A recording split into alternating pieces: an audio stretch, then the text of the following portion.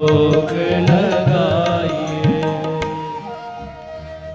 जब बीच जंगल में भक्त ने कीनी प्रेम पुकार, तभी वहां प्रकट हुआ श्री राम दरबार। अब तो राम जी, भरत जी, लक्ष्मण जी, सीता जी और संग में हनुमान जी। तो देख लो, सारे भूखे लोग आ गए मेरे सामने।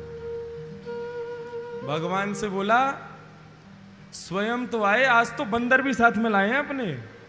हनुमान जी को देख करके बोला, हनुमान जी बोले, भाई ये बड़ा विचित्र भक्त है। बोले हमारी भी सुन लो। बोले क्या? हमने भोजन बनाया ही नहीं है आज। राम जी बोले फिर क्यों बुलाया? बोले खुद बनाओ और खाओ। बोले तुम क्यों नहीं बनाओगे? बोले जब हमें मिलना ही नहीं है खाने को तो हम क्यों बनावें, खुद बनाओ खाओ। भगवान श्री राम ने इशारा किया, जाओ सब लोग बनाना शुरू करो। देखो कैसी भक्त, सरल भक्त की कितनी भक्ति है। भगवान के इशारे पर सारी सेना भगवान की भोजन बना रही है। लक्ष्मण जी सब्जी काट रहे हैं और भरत जी लकड़ी तोड़ करके ला रहे हैं। सीता मैया रोटी बना रही हैं। हनुमान जी अपनी पूंछ से झाड़ू लगा रहे हैं। सब लोग बैठ करके महाराज वहां भोजन बना रहे हैं और ये भी बैठा है। बोले बनाओ खाओ, बच जाए तो हमें भी दे देना।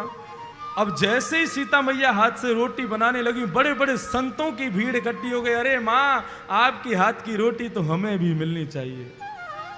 उसने जहां संतों, देखो ये और आ गए, एक दो रोटी जो मिल जाती वो भी नहीं मिलेगी। अब रोने लगा बेचारा, सिर नीचे रख के, कैसा भूखा रखा हूं मैं, इससे बढ़िया तो मंदिर में ही था मैं। यहां पीछे से गुरुजी आ गए देखने के लिए। वो देखूं तो सही है भक्त करता क्या है। अब गुरुजी को ना तो भगवान दिख रहे हैं ना उनकी सेना, केवल वो उनका शिष्य और सामग्री, बस ये दो चीज दिख रही।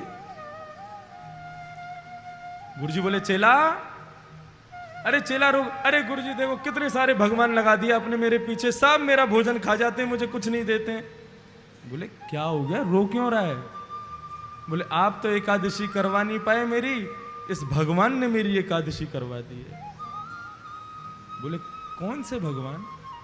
अरे ये दिख नहीं रहे आपको, ये राम जी हैं, वो देखो सीता जी रोटी बना रही हैं, लक्ष्मण जी देखो देखो ये साग काट रहे हैं लक्ष्मण जी, और गुरु जी कहमे इसको कहां दिख रहा है, मुझे तो कोई दिख ही नहीं रहा। गुरु जी बोले मुझे नहीं दिख रहे। तब राम जी को बोले, राम जी सुनो इधर आओ, ये हमारे गुरु जी आए हैं, इनको बताओ सारा भोजन आप खा रहे हो।